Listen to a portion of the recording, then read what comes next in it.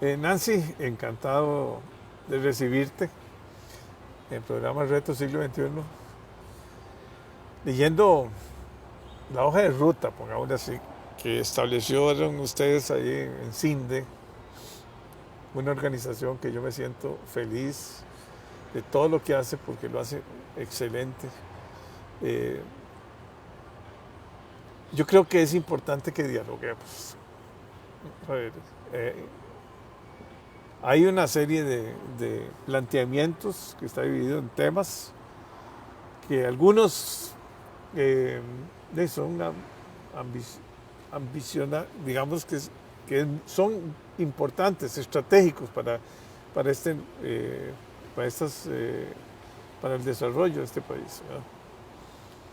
Yo cuando estaba formando la parte, digamos, cuando formamos CINDE, gastábamos muchas horas, hombre, en pensar qué hacía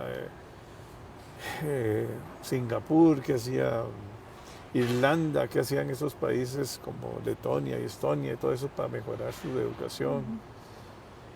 Yo siempre he sido muy inquieto, ¿verdad? Y creo que me encanta que CINDE tome un papel protagónico en esto porque da una serie de guías que son metas y que son, algunas se pueden alcanzar en corto plazo, otras no. Depende mucho del mapa político también, pero son prioritarias. Ustedes tocaron 9 temas. Vamos a comenzar con el primero. El primero habla sobre talento humano, ¿no? Ese es cuando vemos los resultados del apagón digital, la situación tan complicada del MEP, una estructura muy grande, muy rígida, muy complicada, un Consejo Superior de Educación también con grandes, que necesita grandes transformaciones, y un ministerio que necesita grandes transformaciones, porque tenemos gente, educadores excelentes, pero se quedaron llenando un montón de papeles con la pizarra, la conectividad muy mala, la infraestructura muy mala, no hay medición importante, ni de estudiantes, ni de profesores, ni del gobierno local. Hay problemas muy complejos cuando hay una estructura, o sea, no hay creatividad, no hay esa innovación que se requiere en educación. Pero bueno, usted me sigue. Hable usted sobre talento humano. Cuando vemos la problemática, ese es digamos, el eje central de este país para el desarrollo. Nosotros hablamos de zonas francas y de un montón de atraer inversión, pero si no tenemos talentos, poco podemos avanzar. Muchas gracias, don Jorge. Tal vez creo que lo primero que quiero decir es que efectivamente no es casualidad que este sea el primer habilitador que nosotros tenemos en este documento. Lo pusimos de primero porque, como usted acaba de decir, es el tema crítico que nosotros estamos viendo en este momento como una fuente generadora de empleo. Y nada más, tal vez un momentito para devolverme y dar un poquitito de contexto del documento en general, y entramos a hablar de talento totalmente. Esto es un documento que en realidad se remonta hace más o menos unos 4 años, cuando estábamos haciendo nuestro ejercicio de visión estratégica para el periodo 2018-2022. Nosotros hacemos este ejercicio cada 4 años y en ese momento identificamos, con la metodología que se había planteado, 6 grandes pilares de esa Costa Rica que nosotros veíamos para el 2030.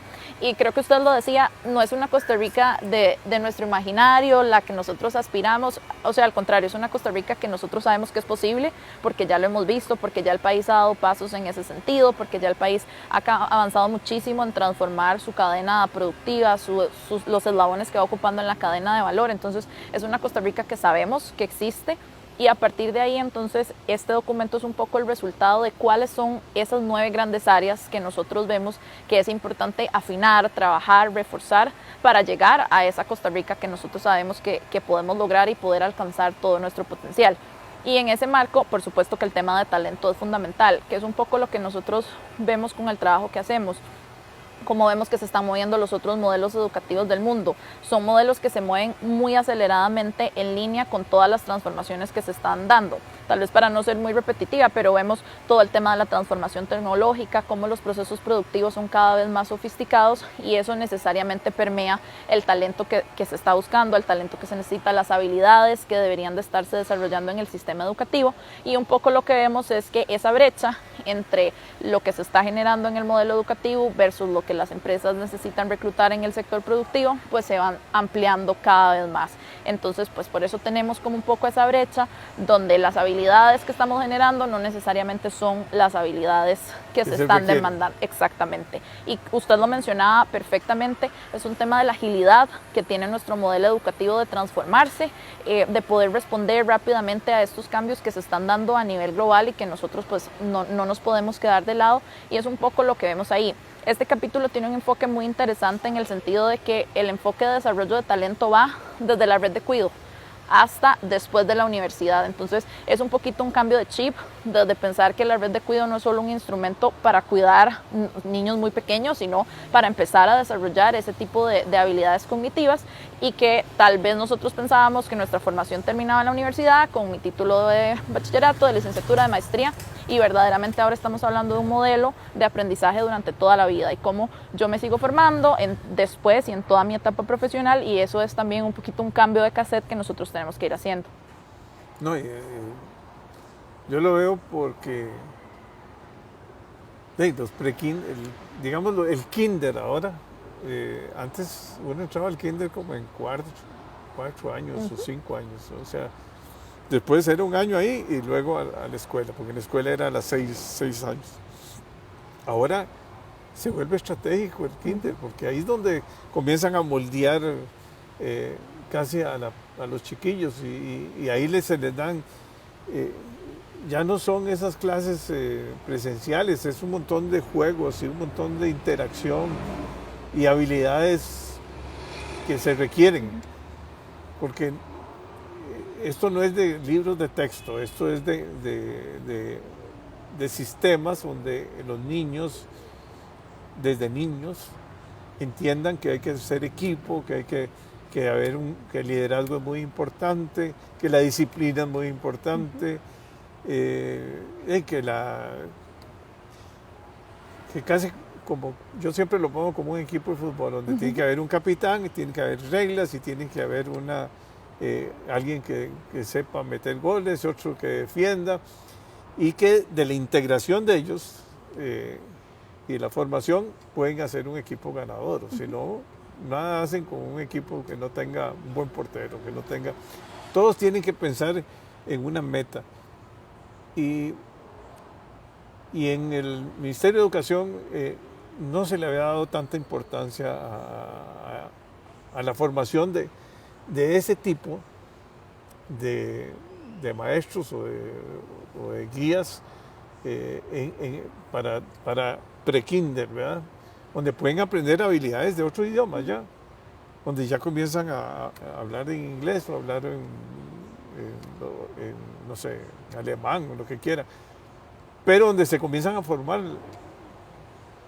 Ahora en realidad lo que nosotros vemos es que las personas aprenden de manera muy diferente a tal vez como lo hacíamos en años anteriores o en épocas anteriores, y eso es algo un poco que el sistema tiene que ir absorbiendo. Claro, el tiempo que nos podría tomar es algo que definitivamente estamos viendo que nos pasa factura, y tal vez parte de los temas que nosotros desarrollamos en ese capítulo es que de hecho Costa Rica es uno de los países a nivel de la OCDE que más invierte en educación. El estándar de la OCDE anda más o menos como por un 5% del PIB, nosotros invertimos 8%, entonces claramente ahí la pregunta natural que surge es cómo invertimos más y no necesariamente estamos logrando ver esto reflejado en un cierre de la brecha de talento. Y aquí uno de los temas que vemos súper importantes es un poco construir cuál es esa estrategia que tiene el país para desarrollar talento. Ni siquiera hablemos necesariamente del modelo educativo en sí mismo, sino cuál es la estrategia que tenemos tenemos para desarrollar habilidades y para que todas esas habilidades efectivamente terminen en personas insertadas en el mercado laboral, que al final creo que es la aspiración última del sistema educativo, que todos podamos tener un buen empleo, que podamos tener mejores oportunidades,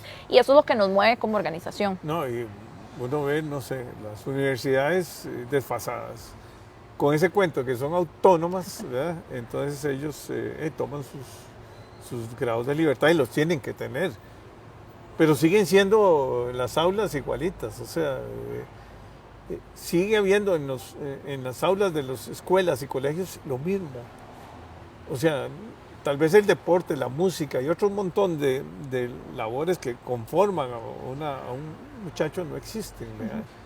En las escuelas públicas. Entonces se nos están haciendo, desgraciadamente, dos Costa Ricas. Una que tuvo la oportunidad de ir a un colegio privado o escuela privada o un kinder privado, donde se pagan unas sumas grandes y significa un gran sacrificio de los padres, y otros que van a una escuela con problemas, muchachos, además problemas sociales, problemas de drogas, problemas de todo tipo, y siguen con la pizarra y siguen con el sistema, y hasta el arquitecto diseña lo mismo, un cajón, y a lo mejor no es un cajón, a lo mejor son distintas formas y juegos que tienen que comprar.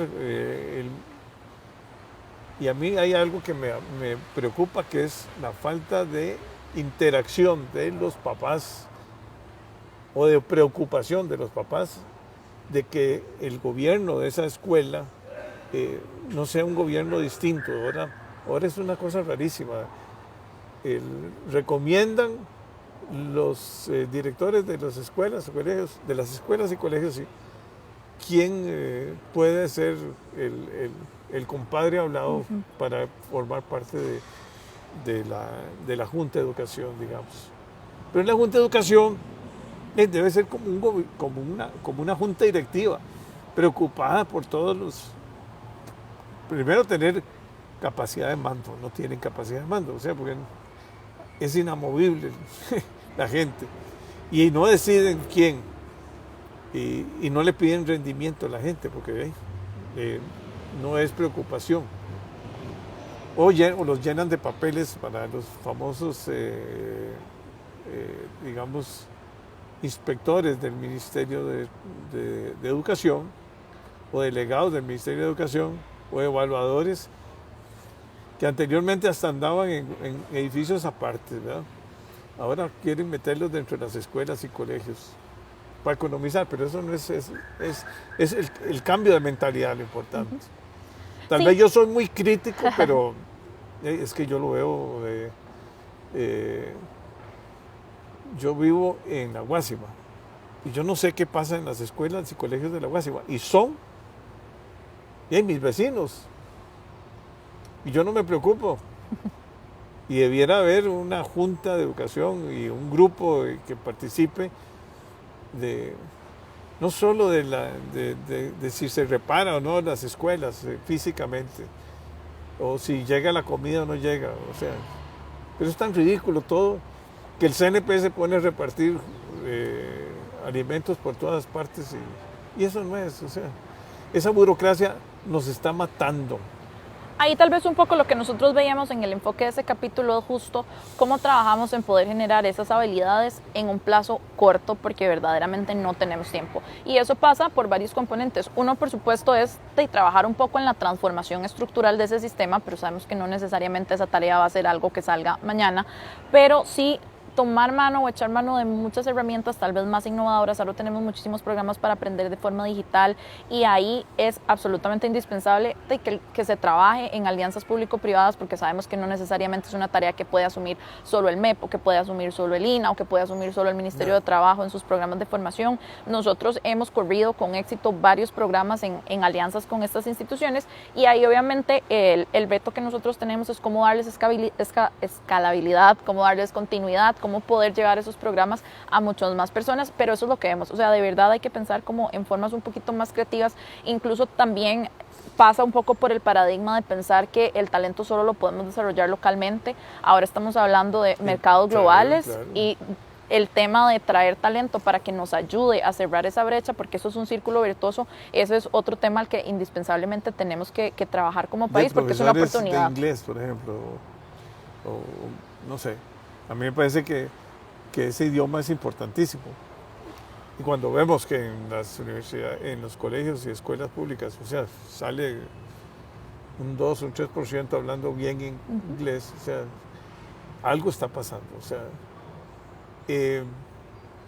sí, no, o sea, aquí de educación podemos hablar todo el día. Tal vez nada más, antes de que pasemos al otro tema, porque usted acaba de mencionar el bilingüismo, el inglés, el alemán, el portugués, manejar otro idioma nada más, y para conectarlo con otra idea que usted había mencionado, uno de los aportes más valiosos que tiene este documento es que cada capítulo cierra con indicadores que nos ayudan a medir cómo estamos avanzando en cada uno de esos temas. Y hay indicadores que ya existen y hay indicadores que proponemos deberían existir o deberían mejorarse, y casualmente en el tema de bilingüismo eso es uno de ellos. Nosotros medimos, en este caso de inglés, casualmente en el proceso de censo que se está realizando. Si ya lo hicieron, pueden ver que hay una pregunta que dice si usted habla inglés y cómo considera usted que es su nivel de inglés.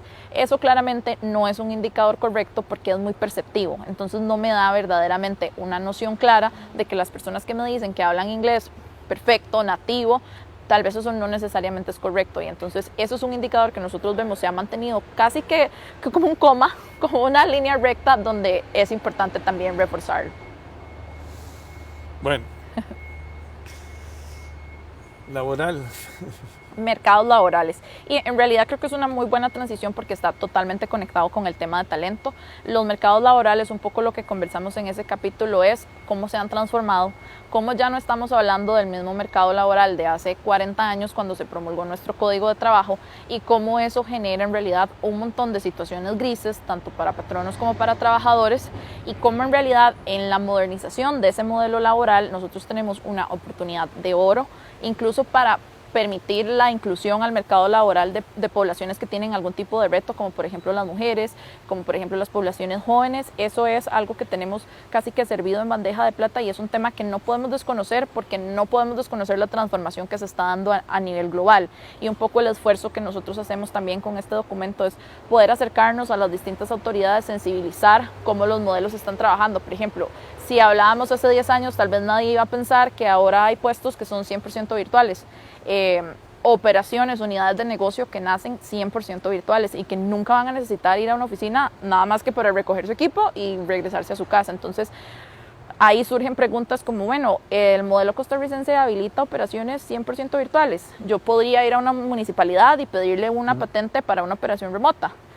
Recobraría impuestos, tendría colaboradores en la caja, pero ese tipo de figuras no necesariamente existen en este momento en el país, y a partir de ahí entonces empezamos a ver cierto tipo de desfases. Entonces ahí verdaderamente lo importante es cómo hacemos para que sea, y pasa lo mismo que en talento, cómo hacemos para que el modelo pueda flexibilizarse y responder de una manera rápida a estas transformaciones que se están dando a nivel global, a estos nuevos modelos de negocio, y que tengamos como un tipo de traje según el tipo de operaciones que van evolucionando.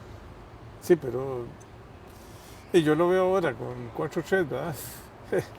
Una discusión y comienzan a plantear ahí un montón de... O sea, lo que tienen que ver es que hay que generar oportunidades y que hay industrias que necesitan trabajar 4.3, o sea, de hecho ya existen, o sea, y hay gente que también necesita trabajar 24 horas y eso es una realidad aquí y en el mundo entero. O sea, no estamos para estar pensando, bueno, es que no. Hay necesidades, hay que hacer ciertas tropicalizaciones, pongámosle así, pero tenemos que aprender que la flexibilidad... Aquí lo que piensan es cuántos inspectores, y si el patrono va a incumplir, y si el patrono va a explotar. Oye, todavía esa es la mentalidad, cuando no se dan cuenta que el patrono es parte de la empresa, y si la empresa está bien y los trabajadores están bien, ahí salimos bien, todos. Yo espero que logren cambios, ¿verdad? Yo hoy vi un reportaje ya donde en unos restaurantes ya están usando robots, ¿verdad? Ajá. Entonces, cuidadito, ¿verdad? si seguimos así con esas necesidades, lo que va a suceder es que más robots y más robots y más robots y se va a acabar la mano de obra, ¿va? Sí, ahí es un poco ver cómo tenemos distintos modelos, como usted lo decía, que atiendan distintas necesidades de las empresas y de los trabajadores. Algunas personas, y uno lo puede ver en el día a día con las personas con las que socializa, algunas personas les gusta trabajar más de noche porque son nocturnas, hay otras personas que de día. Entonces es buscar un modelo así. Tal vez le voy a dar un ejemplo muy jocoso de nuestro modelo laboral. Técnicamente, como está planteado el Código de Trabajo, en Costa Rica es ilegal tomar días individuales de vacaciones. Entonces, si usted alguna vez le pidió a su jefe que le diera un día de vacaciones y se lo rebajaron, eso técnicamente no se puede hacer. Es un poco absurdo, o sea, la cantidad de empresas y patronos, y es una realidad, es decir, eso hasta es un perjuicio para el colaborador al que le están pidiendo. Cuando todo el mundo va para la playa, entonces ya no hay campo. O a veces, es más caro. No, totalmente. O a veces una persona necesita atender una cita médica. Claro. Es decir, es completamente natural en la realidad de cualquier colaborador, pero si queremos ser como muy estrictos en cómo está planteado el código, eso técnicamente no se puede hacer así. Y eso es algo tan... Pero el código tiene... El Código de Trabajo, 40. Sí, 40. Y tiene una previsión que dice que las vacaciones solo se pueden tomar en 2 grandes periodos. Entonces, técnicamente usted lo que podría tomar son 5 días más o menos en algún momento y 5 días en otro. Pedirle a un colaborador que saque 5 días de vacaciones para ir un día a una cita médica es muy complejo. Entonces, hemos visto, por ejemplo, casos de auditorías del Ministerio de Trabajo donde eso se levanta como un hallazgo. Y las empresas, pues, tienen que cambiar su política porque, por supuesto, que no hay un interés de incumplir. Bueno, y no nos damos cuenta que el Ministerio de Trabajo debiera hacer otra cosa. El Ministerio de Trabajo debiera apoyar todas estas transformaciones y dejar de estar como policías. O sea, es una mentalidad distinta, es ver cómo mejoramos la productividad, cómo mejoramos el empleo, cómo mejoramos las condiciones de los trabajadores. No, o sea, la gente tiene que entender que las condiciones de donde trabajan los trabajadores es importante, ¿verdad? Y la motivación de los trabajadores y la identificación de trabajadores con los empresarios. O sea, yo creo que uno de los grandes cambios que hicimos fueron las asociaciones solidaristas, ¿verdad? Eso fue una... Pero también, o sea, no falta algún legislador que quiera cambiar lo que son las asociaciones solidaristas o ponerle más impuestos, porque no entienden que son fuentes de ahorro, identificación y que a lo mejor son socios. Y así hay que ver a los trabajadores como socios de la empresa. Al final son como dicen, y sin sonar muy cliché, pero son el recurso más valioso que tiene una empresa y entonces es importantísimo ese vínculo. Creo que este capítulo nosotros lo podríamos resumir en modernización, como usted decía, es decir, sí, efectivamente nosotros tenemos una normativa que en su momento fue pionera, pero no estamos en el mismo contexto laboral. Entonces sí es importante que también vaya transformándose. Bueno, hablemos ahora del desarrollo territorial. Claro que sí. De la conectividad, bueno, la conectividad la tienen aparte, pero todo lo que es el desarrollo territorial. Hay una nueva legislación de zonas francas. Yo creo que lo que está sucediendo en Guanacaste es muy importante. ¿Por qué? Porque hay un aeropuerto internacional y ahí permite hacer... y hay grandes transformaciones, ¿verdad? No solo va a ser el turismo, que es muy importante, que es, digamos, sino también puedes montar una zona franca. Además, hay un grupo empresarial que está montando una zona franca con una ciudad que, digamos, son retirados también americanos. Me parece a mí que San Carlos es otra zona especial. Lógicamente, lo que están haciendo aquí cerca en Grecia, básicamente en Grecia, y que Grecia son 25 minutos de San José, ¿va? Y mucha gente de Grecia trabaja en Coyol o trabaja en las zonas, en la zona de Alajuela, ¿va? Donde están las zonas francas más grandes, ¿va? Bueno, pero entonces hay que transformar también la educación en esas zonas, ¿va? Y hacer todos los cambios de modelo que se requieren, porque por ejemplo en Grecia por muchos años hubo maquiladores de de ropa sobre todo, grandes maquiladores y grandes contrataciones de mano de obra. Ahora la mano de obra tiene que ser más calificada, tiene que ser gente con más habilidades, más educación y adaptarse a unas condiciones como la que es Grecia, que es una maravilla de clima, tiene muchas cosas, ¿verdad? Pero bueno, usted me cuenta eso. No, totalmente de acuerdo. Un poco en desarrollo territorial, el reto que vemos es que nuestro país tiene un modelo típicamente hiperconcentrado al desarrollo en el gran área metropolitana. Sí. Tenemos los focos de desarrollo y aquí el reto es cómo hacemos para llevar un desarrollo más inclusivo que aproveche las oportunidades y las fortalezas que tiene cada región, porque cada región tiene sus bondades.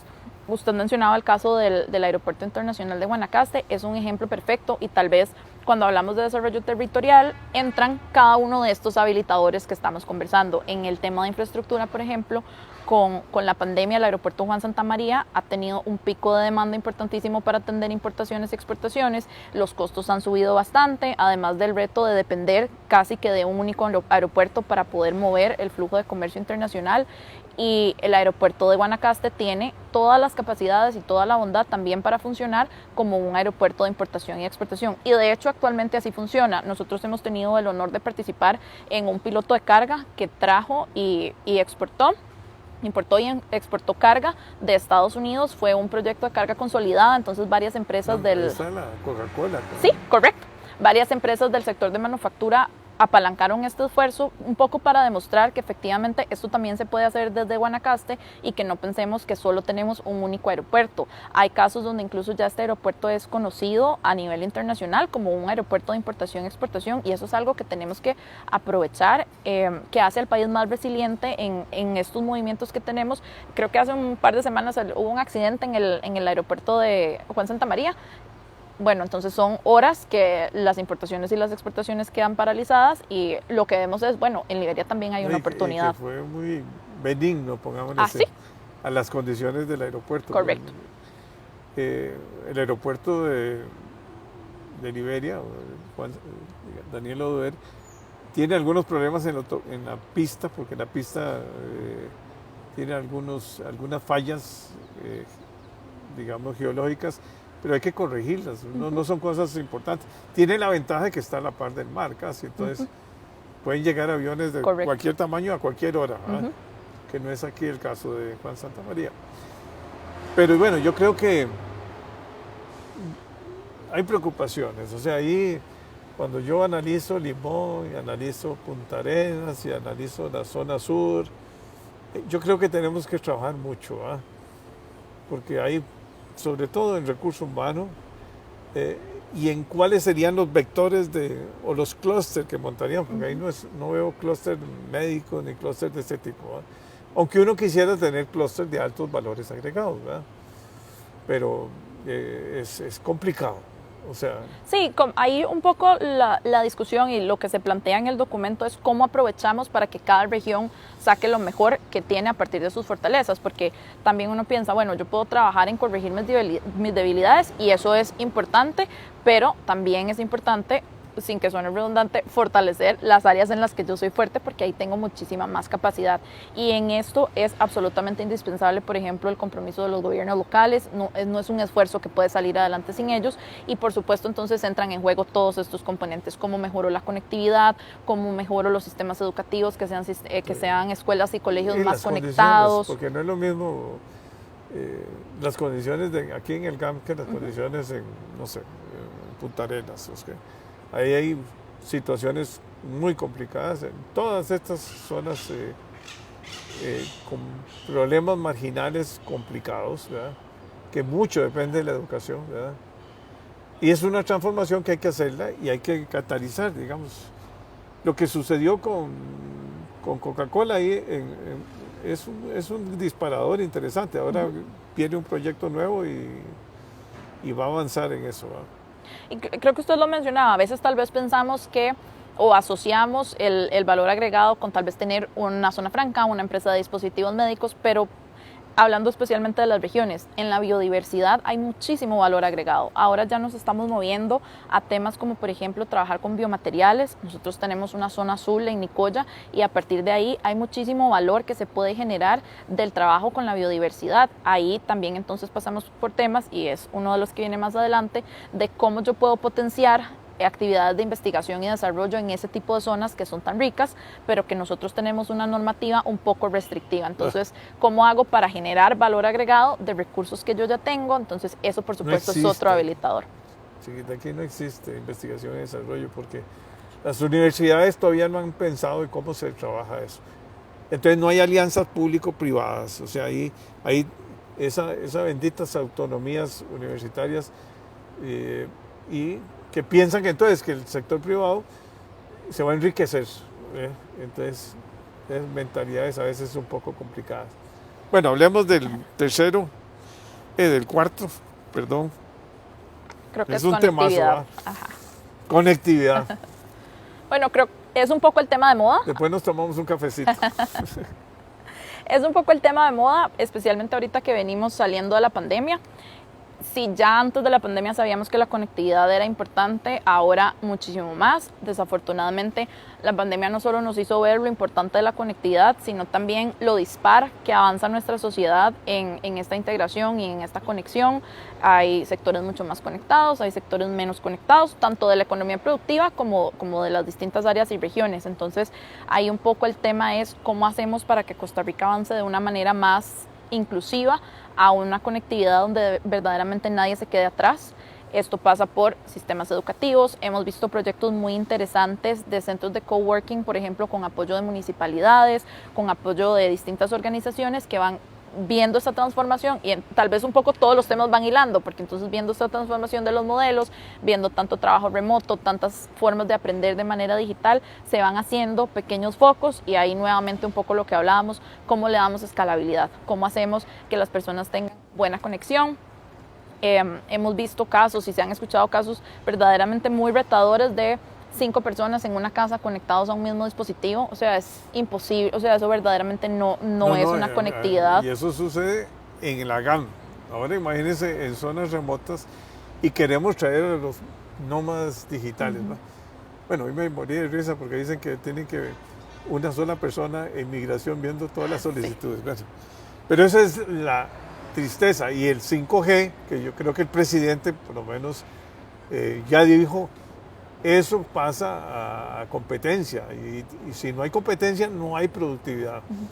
Y la 5G, mientras esté en manos de ¿cómo se llama? Del ICE, ya nos pasa lo que nos pasaba antes, ¿verdad?